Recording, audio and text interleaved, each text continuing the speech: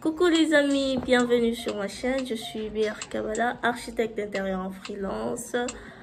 Aujourd'hui, je vais vous parler des 10 styles dont un architecte d'intérieur doit nécessairement connaître. Let's go!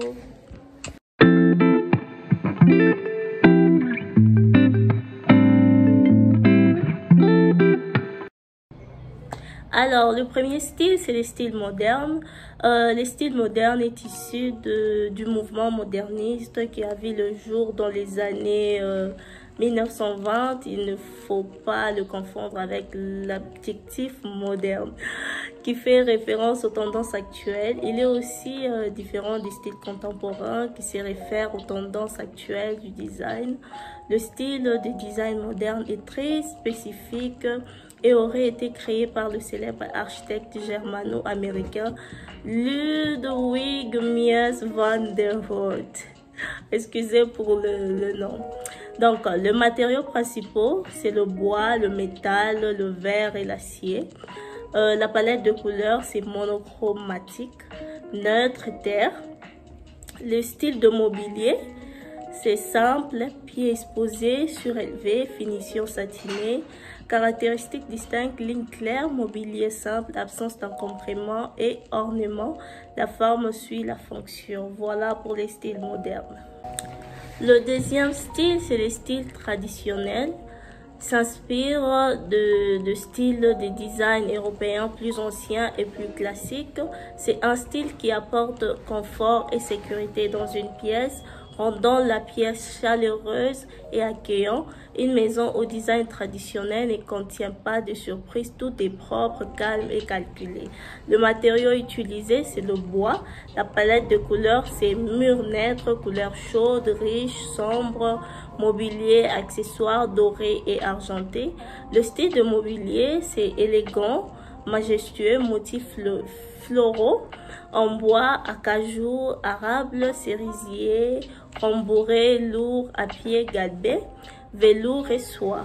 Caractéristiques distinctives, donc symétrique, colonne, moulure, le plafond, boiserie et détaillé. Ça, c'est pour le style traditionnel.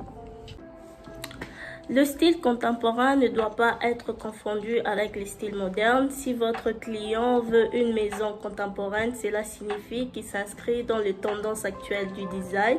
Il ne s'agit pas d'une tendance statique, mais plutôt d'une tendance évolutive qui s'adapte à l'époque actuelle. Les styles contemporains reposent généralement sur la simplicité, la sophistication et la pureté des lignes. Il est épuré et élégant et lumineux. Matériaux principaux, le bois léger, verre, acier inoxydable. Palette de couleurs, marron, taupe, crème, blanc et noir. Style de mobilier, pieds exposés, ton neutre, fibres naturelles, impression bicolorée, pas de contour ni de tissus superflus. Caractéristiques distinctives, espace ouvert, non encombré, aéré, accent sur la ligne et la forme.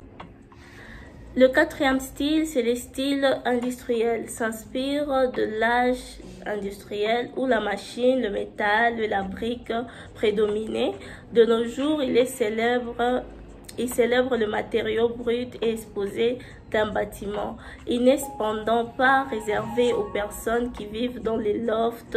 N'importe quel espace peut être transformé en une maison de style industriel avec la palette de couleurs et le matériau et le mobilier approprié.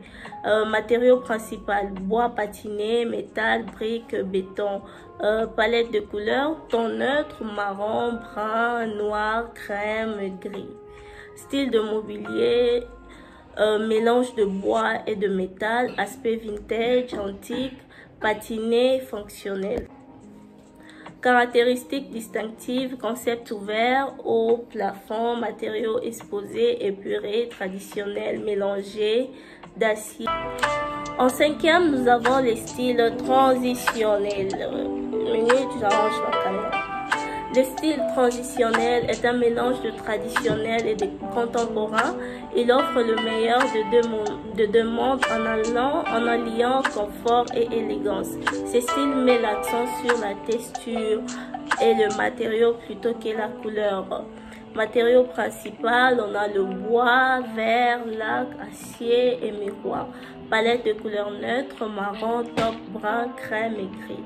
Style de mobilier, courbe combinée à des lignes droites, finition, laqué, tissu moderne, imprimé et motifs subtils. Caractéristiques distinctives, ornements légers, lignes épurées, accueillant, mur dominant, couleur nette. Ça c'est pour les styles transitionnels.